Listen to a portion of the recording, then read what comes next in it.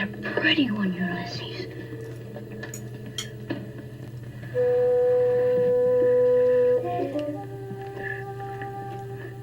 There it is. This is a special treat. I would like to welcome to my channel for her first time on my channel ever, but she's a booktuber, maybe on hiatus, maybe a former booktuber. We'll get to the bottom of that. Roz, her channel name is A Journey Through Books, and I am delighted to welcome her here for a bite-sized book chat from the Eastern Cape in South Africa. Hello, Roz. Hey, Sean. Nice to see you again. How are you doing? Fine, surviving. How are you doing? Oh, I'm doing all right, I guess. I've been keeping tabs on your reading through Goodreads, and you recently read a minor Canadian classic from the 1970s, one of Margaret Atwood's early novels, Lady Oracle. Yeah.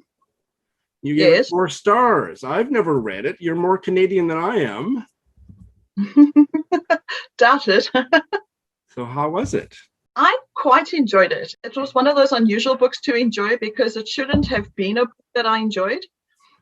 It would have been one of those books that I would have considered what was the point by the end, but at the same time, especially the flashbacks, because you have Joan Foster who is telling you her story. It starts off with her having planned her death. And she's now sitting somewhere completely different, away from home, etc. Her husband doesn't know that she is still alive. She has completely faked her own death. And then you have the flashbacks leading up to it. And it was a fantastic beginning because it leads you, obviously, with all these questions. Why has she done this? What terrible things have happened? And it's actually not as gripping as one would imagine. Okay, it's more of a just general Margaret Atwood-ish narrative. There isn't any devious plots or anything going on, but you have her memories of her as a child, which were actually the best parts of the story, especially because she was an obese child and how that shaped her mentality even as an adult. And I think the biggest question throughout the story is actually, who is Joan? Because is she the poet? Is she the writer of romance novels, those dime a dozens? Is she a wife? Is she an activist? Is she a fat person because she's still carrying this image of herself? And I actually really enjoyed it. It's a book that has still stuck with me so many weeks later. It's been over a month.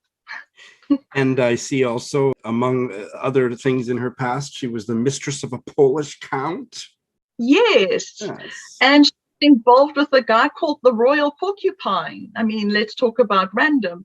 But it had a it was almost as though there was touches of that Gothic feel to it with these strange names. And I mean, you hear of Polish counts and you start thinking Dracula, even though he wasn't from Poland, but, you know, it's still a connection my mind made. And according to this novel's Wikipedia entry, and everything that's on Wikipedia is absolutely true, it says it's a parody of Gothic romance and fairy tales.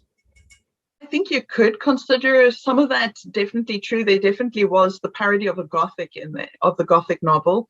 As to the fairy tale, it would be more like the anti-fairy tale, in my opinion. What other Atwoods have you read and liked, or read and disliked, and how would you kind of situate this or compare this to other Atwood literary output? Okay, so I have done the Mad Adam trilogy, and those I really did enjoy as a dystopian set.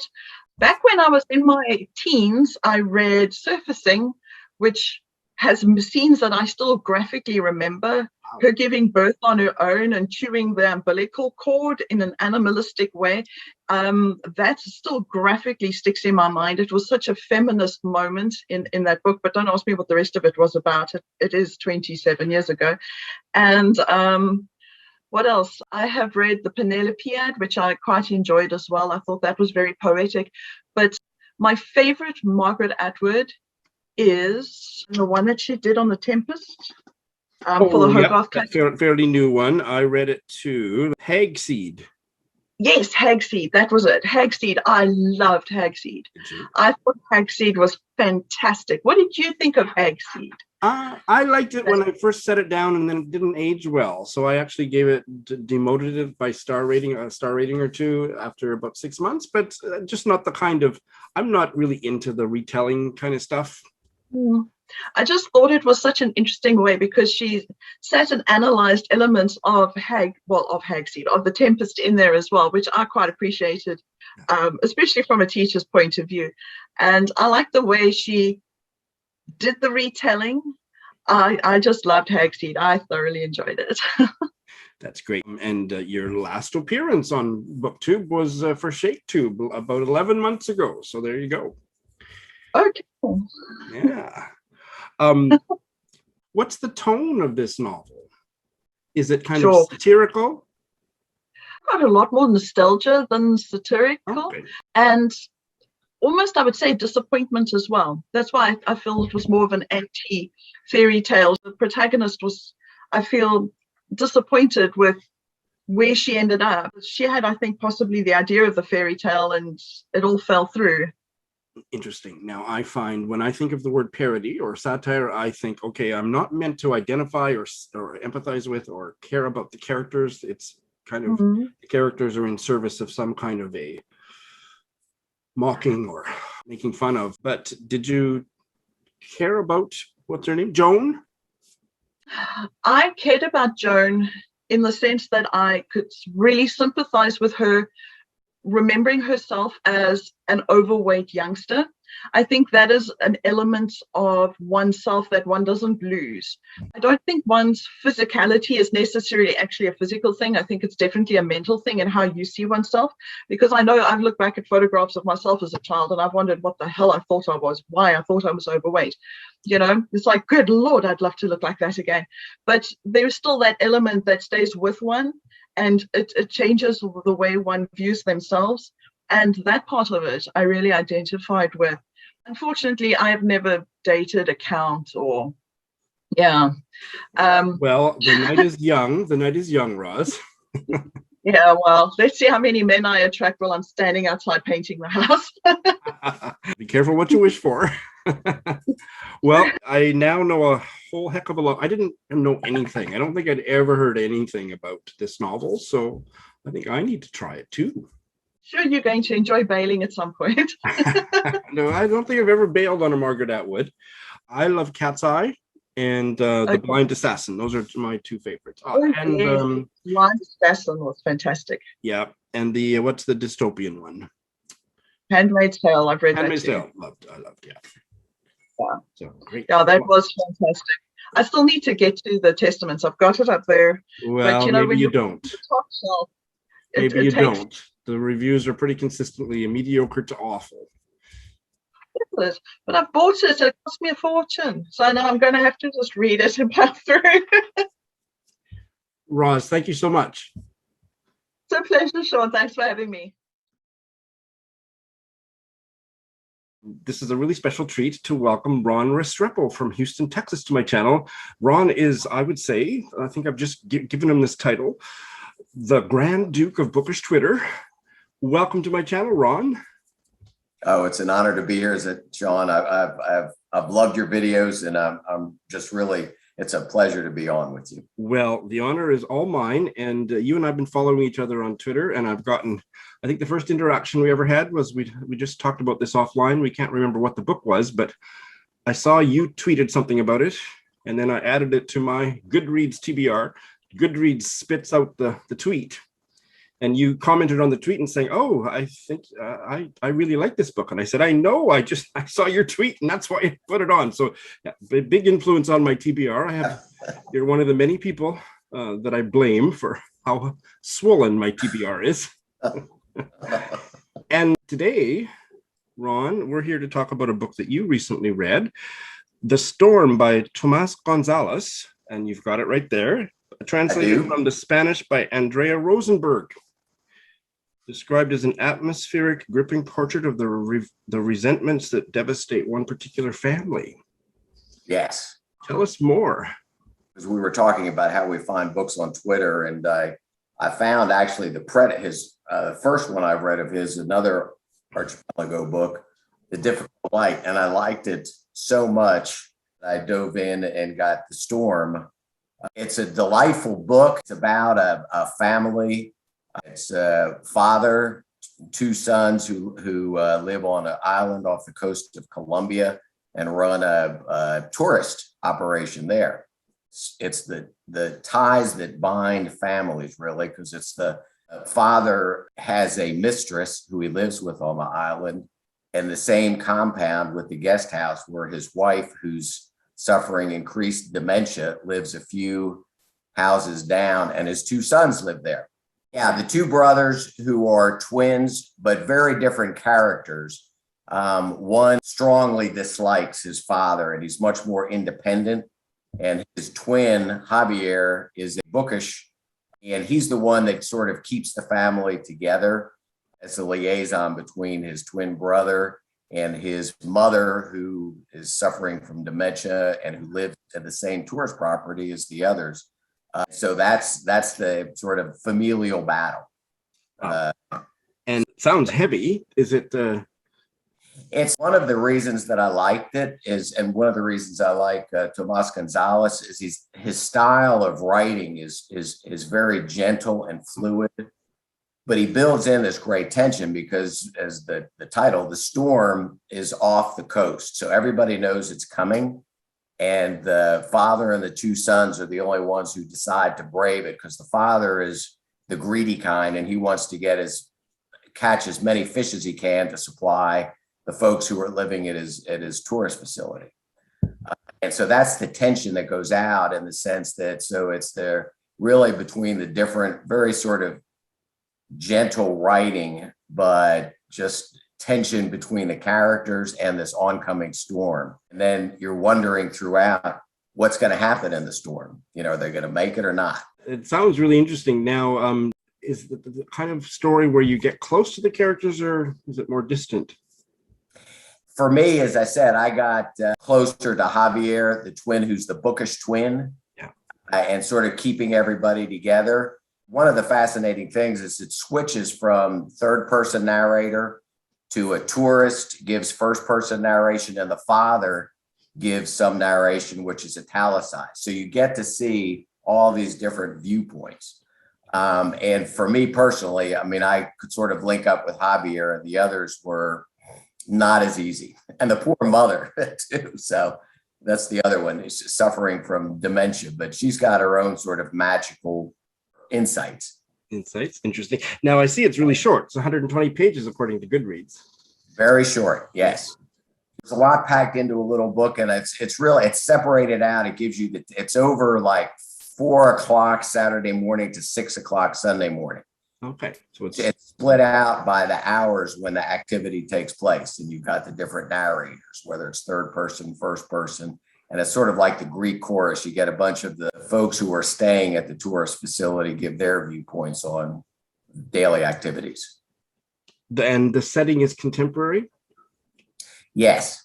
Yes. Is that more or less the present? Island. It's a tourist island. And that's another of the sort of features that I like. A couple of books that I've read recently that get you into sort of what's it like to be in an area, in this particular, on an island off the coast of Colombia. It's really sort of built around tourism. And sort of what does that mean to both the people running the tourist facility, and the tourists that come in, and the local population.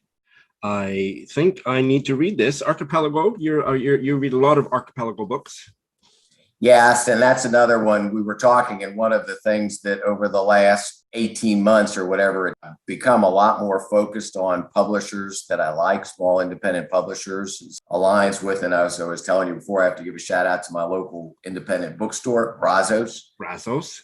But Archipelago has become I'm a huge fan of them. I like most Archipelago books that I've read. They're a little bit controversial in the shape of the book. What do you think about their square-shaped books? Yes, and I guess tougher to fit on the bookshelves in the back. And it doesn't bother me at all. I think it's kind of neat, actually. But I know some people think, why don't they just make it like a normal size book? And I like the sort of brands that you can tell because they're wonderful. And like just going back to the first book, I mean, I had never known this photographer until I saw the cover of that one. And so they really introduced me to other, arts. Oh, definitely. They publish stuff that I've never heard. Almost everything they publish, I'd never heard of before, unless I've heard about another book by that author that they have already published. Yeah, they really fill a void. And it's interesting when they develop a brand like that. I mean, it's like another favorite is Charco. And, when you look at a Charco book, you're looking at one. Do you want to do an elevator pitch for the other González you've got there? Difficult Light. Yeah, it's, I had read that before. It actually was written after Storm preceded it. So I decided to go early, but it's much darker. I mean, it's basically, he's paralyzed and he paints and then becomes blind and basically dictates his way through. I mean, it's very dark. This was actually wondering whether or not they would die, and the Storm was a breeze after the other. So that sounds like quite a challenging read. I like the style of writing, which is really what drew me to the Storm. So same translator for both. Correct, Andrea Rosenberg. Yeah, okay, well, I think I'll definitely start with the Storm and see how it goes, and then maybe I'll try the other one. This is your debut appearance on Bite Size Book Chat. Debut? By debut, I mean the first of many. I hope so. I really enjoyed it. There's your fabulous T-shirt translation. Translation is Diplomacy is Hope is Peace from Translators Aloud, which is a wonderful new YouTube channel that's co-founded by the literary translator Tina Cover, and it's where translators read from their translations, and it's great. It's wonderful. Put that in the show notes. Thank you so much, Ron. Well, I would like to welcome back to my channel for his third appearance on my channel and second appearance in Bite Size Book Chats, James from Adelaide, Australia. Welcome back, James. Thank you. We're talking about a book that I don't know what to call it, but I'm going to start by calling it, but it's very, I think the term will get problematized as we delve further into it. A book by a New Zealand writer, Zarah Butcher-McGunnigle, called Nostalgia Has Ruined My Life. And that's right, yes. There it is. And I've heard it referred to as poetry. I've heard it referred to as a novella in fragments. Please weigh in and set it up for us, James. Well, I think novella in fragments is probably the most accurate. I don't know how autobiographical it is. It certainly has the feel of a sort of a fragmented diary. But yes, you can't always assume, of course, that these things are autobiographical. Right. But yes, it's sort of just a chunk in this woman's life. She's not named in the book. Yes, I mean, as you can see, I'll just hold it up. The page. So it's each section is fairly short, and it's quite a short book. It's only about 60 odd pages. Yeah. I really enjoyed it. It's quite odd. It's not a book for people who require their narrators to be sympathetic, though. Oh, really? Okay. And the protagonist is a young New Zealand woman. Yes, it's, as I say, it doesn't specify much about her personal, like where she lives exactly or what her name is, but it does, talk about her life and her family. I will put a link in the show notes. I found Butcher-McGunnigle's website, and there's 2 short excerpts there, so people can look them up. I scanned the first one, and it was beautiful and confusing and weird and in a very appealing way. How would you describe the content? It's, in some ways, it reminded me of a sort of very literate, very dark, almost stand-up comedy routine where someone kind of eviscerates their own life. The thing about the narrator being unsympathetic is I think it's like a diary where the person writing the diary is completely unsparing about themselves. There's no attempt to hide any flaws or negative aspects of her character and her history. And she's someone who has, I think the character has, suffered sort of fairly long stretches of paralyzing depression, and she has some sort of horrible autoimmune disease and terrible taste in men and terrible luck with online dating and a fairly fragmented family. At one point she's talking about her father's got 3 degrees and has been married twice, whereas she has so far managed to change the picture on one of her 5 dating apps, and that's sort of her comparison of achievement with her dad. Definitely sounds like it's humorous in tone. Yes, in a very dark way. It's not one at the end of the book. Her life has. I mean, she's got a job which she tries to get to for a large part of the book. She gets a job, but at the end of the book, she hates the job, and it's not a very good job. So it's not a book, as I say, for if you want sympathetic narrators and some sort of growth of character, this is not the book for you. But if you want something darkly funny, it definitely is. I'd like to explore that. You've said it a couple times that she's not sympathetic, so you didn't feel bad for her, or that a typical reader might dislike her in some way? I suspect she's going to be the sort of character that a lot of people will want to say, oh, well, if you just did this, or if you just did that, your life would be a lot more straightforward. Oh, no, okay. So, no, I love those kind of characters. I've had that reaction of some of my subscribers. Like, one of my favorite works of literature is the Norwegian trilogy by Cora Sandell, the Alberta trilogy. Oh, yeah. Particularly in the middle volume, she is a starving artist in Paris, and she's paralyzed with shame and just can barely get up out of bed. And I just felt so much compassion for her, and I thought it was so beautifully described. It didn't occur to me to judge her in any way, but I got comments from other readers who were very judgmental. So no, this definitely sounds like a Sean book. Yes, actually, it hadn't occurred to me till you said that, but it might be, she's maybe not quite this helpless, but almost like a Jean Reese character or something, kind of, her life's a mess. Some of it's her fault, some of it's not, but she sees herself almost as being completely helpless, kind of at the mercy of all these terrible things happening. And there are a few things she could do, but since so much else is going wrong, she almost feels powerless to even do those few things, I think. And I guess this is where we should say that you are not a paid spokesman for Giramondo Publishing. No, as I said, the last book I talked about with you turned out to be from them as well. See, she's had one other published before, Autobiography of a Margaret. Do you know anything about that, or have you read it? No, I haven't been able to get hold of that one. It's actually surprisingly hard to get books from New Zealand that are only published in New Zealand in Australia. It ought to be straightforward. It's a bit like, for some reason, if you want to get a book from New Zealand or you want to get a book from Canada in Australia, it's almost impossible. Whereas stuff from the US or the UK is really easy. Yeah. So I haven't been able to track that down. You kind of need someone to have one secondhand, I think, because once it's secondhand, you can just get it on iBooks or whatever. That's right. But getting it new is not easy. Is there perhaps a paragraph you'd like to read to us? Yes, well, this is probably a fairly characteristic one. Hang on, sorry, I'll just grab it. I woke up to a message from someone I haven't spoken to in a while that said, hey, so if you could send me nudes, that would be appreciated. I'm going to jail soon for 2 to 3 years. The only thing I have going for me right now is I have good nipples and good eyelashes. On the way to a job interview, I'm looking at my own nudes to build my confidence.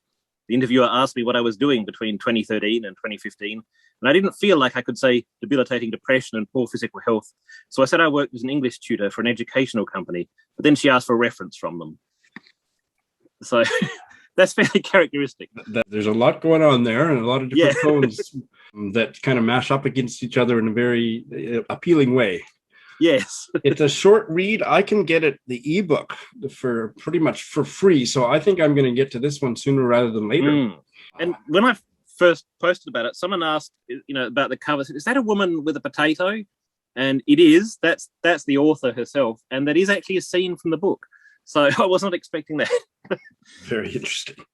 Well, this has been great, James. So I will do my best to get you back for a book published by a different publisher next time. That's right. Thank you. Another repeat guest, Lwire from Kenya. Welcome back. Yeah, thanks, Sean. I'm really excited about this one. It's great to see you, and it's kind of ironic because I am a out and proud gay man, and I have not read this gay novel, and Lwire has, and I have it on my shelf unread, and she's going to tell me why I should read it. It is Damian Barr's You Will Be Safe Here. I think it's a 2019, 2020 book. 2019. Yeah, 2019. 2019. So you liked it. I did.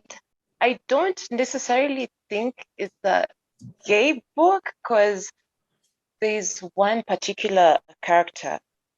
His sexuality is not the main focus, right? But there is supposedly someone there who is, but it's not necessarily a gay novel. And there's 2 timelines: South Africa, 1901, and Johannesburg 2010. So why don't you tell us what's going on, the premise of each of those two timelines? Begins from the 20th century, the Second Boer War, and you first encounter Zarah and her son Fred. Apparently, her husband is out with a rebellion fighting the British Army. So the beginning of this novel, it's her writing through diary entries to her husband about what's going on, life without him at the moment, her worries about her son and all that stuff.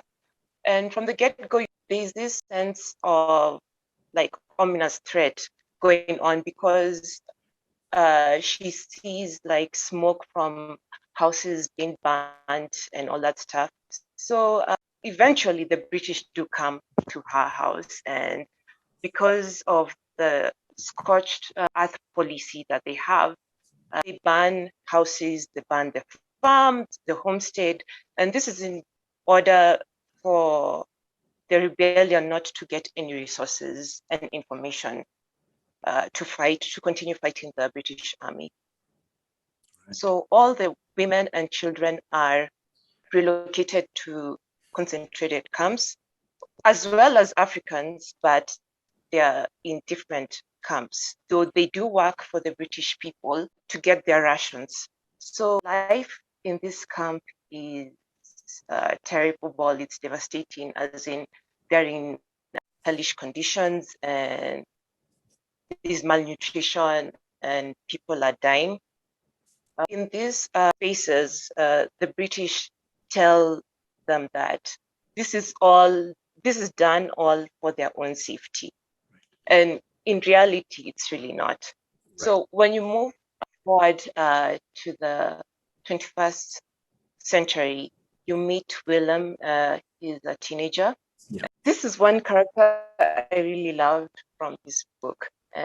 He's a troubled boy, and his mother is concerned about him for being too sensitive and not having this toughness, or he doesn't engage in other things that they think a normal teenage boy should.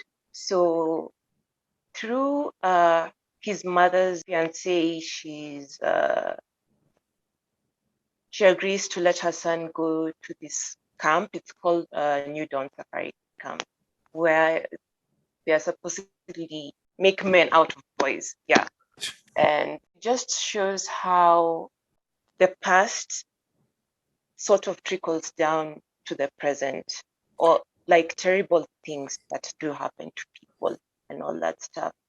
But if there's one thing I had an issue with was as much as the Boers had experienced devastating things during especially the wars, I had a problem being sympathetic towards their plight. I bet, yeah.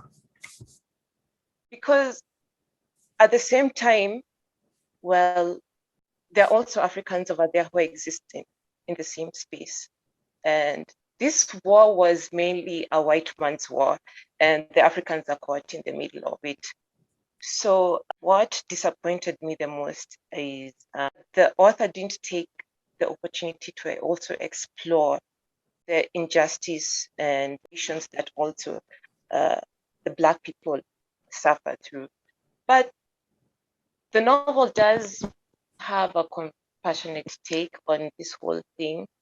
It's not a bad novel. It's readable. It is nice. As in, there's some really nice parts, funny parts, and I would really like people to read this book because there's a lot about it that I think people should be aware of.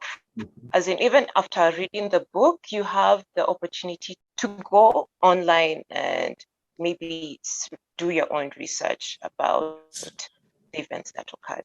Lwire, I call that Google reading. I'm always looking stuff up as I'm reading to get more information. So Google reading, yeah, I think this is a book meant to be Google read.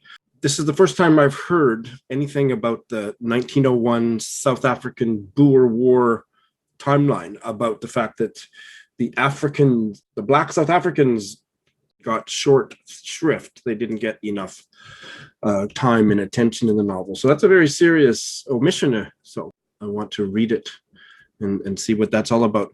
Now, I think that there is a coding for the boy in the 2010 narrative. Willem, you said he was a lovely guy. You liked his character. I did. I think there's a coding from what I've heard that his parents are worried about him because they think he might be gay, but maybe the word isn't used, but that he's not manly enough. So there's kind of a subtext there. And the author is a Scottish gay writer. So I want to read it, but I may end up having the 1901 South African timeline may be a little bit problematic. I'm looking forward to seeing for myself, but you do recommend it with reservations. Yeah, with reservation. Okay. Well, this is great. I hope you'll come back again and chat with me about another book soon. Thank you so much, Lwire.